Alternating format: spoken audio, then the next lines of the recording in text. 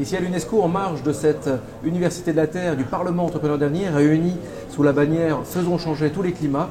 Et je suis avec Christine Barguin, bonjour. Bonjour. Vous travaillez au sein du groupe La Poste. Absolument. Et je vais entamer directement notre petit entretien.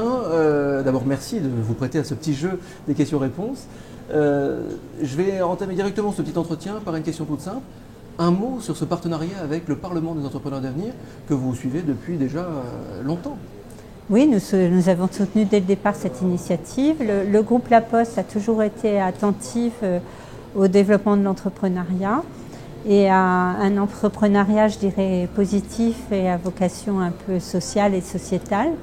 Donc ça s'est concrétisé d'ailleurs assez récemment par des choses très concrètes comme la création d'une filiale Starting Post pour accompagner en fait les entrepreneurs dans leur développement, les startups, et puis un partenariat avec l'Alliance qu'on a nommé l'Alliance Dynamique avec l'entrepreneuriat social et solidaire, donc sur lequel nous avons des thèmes de travail assez variés comme les achats, l'immobilier, la transition énergétique pour créer des chaînes de valeur qui soient positives dans la transformation nécessaire, notamment sur la transition énergétique.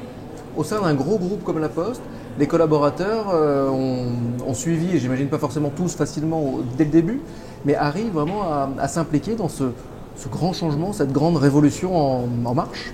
Alors disons qu'on a un vrai historique, puisque on a depuis 2004 en fait une démarche structurée au sein du groupe autour du développement durable.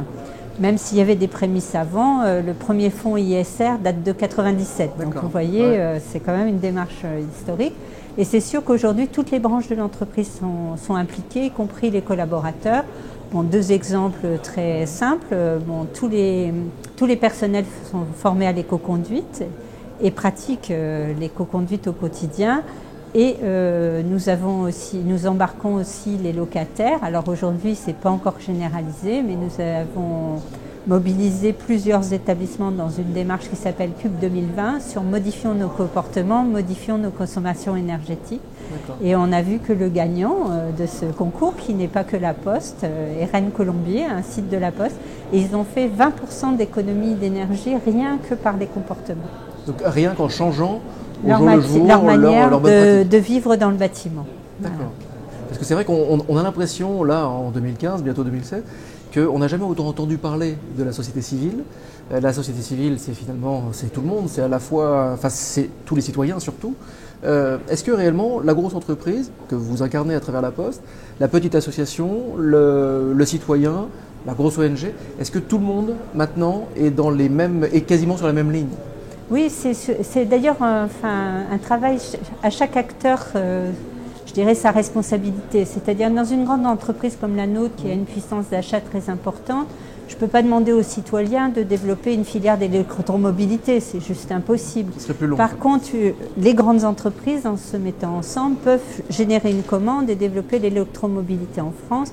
C'est ce qui se passe. Renault a lancé aujourd'hui dans le VUL et même la Zoé. Et puis avec Ligier, on est en train de travailler sur des véhicules à 4 roues, à 3 roues pour la livraison et même Muse avec le Mouville. Donc ça, c'est le rôle de la grande entreprise. Les petites, elles ne peuvent pas non plus développer des filières. Elles ont pas... Par contre, elles peuvent développer des démarches pour, par exemple, utiliser du papier issu de forêts gérées durablement, le recycler. Donc nous avons un produit qui les aide à collecter ce papier pour l'emmener en recyclage en France. Et le consommateur, il peut faire des gestes très simples, trier ses ordures, c'est le plus simple qu'on puisse faire, mettre des ampoules basse consommation, acheter des produits peut-être qui sont sur des filières moins dépenseuses en CO2. Après, c'est chacun selon ses moyens et chacun selon ses possibilités. On ne peut pas demander à quelqu'un qui gagne le RSA de changer tous ses radiateurs. Oui, c'est vraiment une question d'échelle. Donc il y a une question d'échelle, mais chacun peut faire quelque chose. Ne pas prendre sa voiture pour faire 300 mètres, y aller à pied, ce sera bien pour tout le monde. C'est une question d'échelle et une question de vision aussi. Valable. Un gros groupe peut voir loin, peut voir venir. À long terme, sur 10 ans.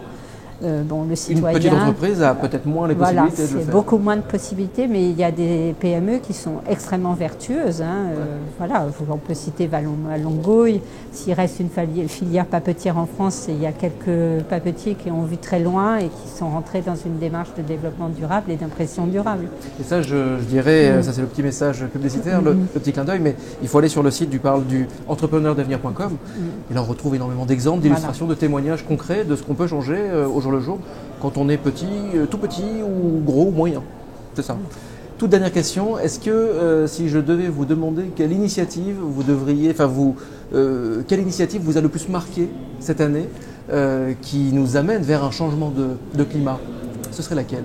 Alors, je pense que l'initiative qui est un peu collective, le groupe La Poste, elle est même mondiale. Cet engagement pour les énergies renouvelables autour du RE100, où La Poste a été le premier groupe français à adhérer, mais on voit que beaucoup nous interrogent pour voir derrière. Je pense que c'est une initiative qui va dans le bon sens parce qu'elle permet à la fois sur les bâtiments, sur l'informatique et sur les transports de diminuer très largement les impacts. Et les impacts ne sont pas seulement des impacts en réchauffement climatique, mais aussi en qualité de l'air, en émissions de particules et je dirais en confort et en bien-être de vie. Et c'est là où c'est intéressant en faisant changer tous les climats.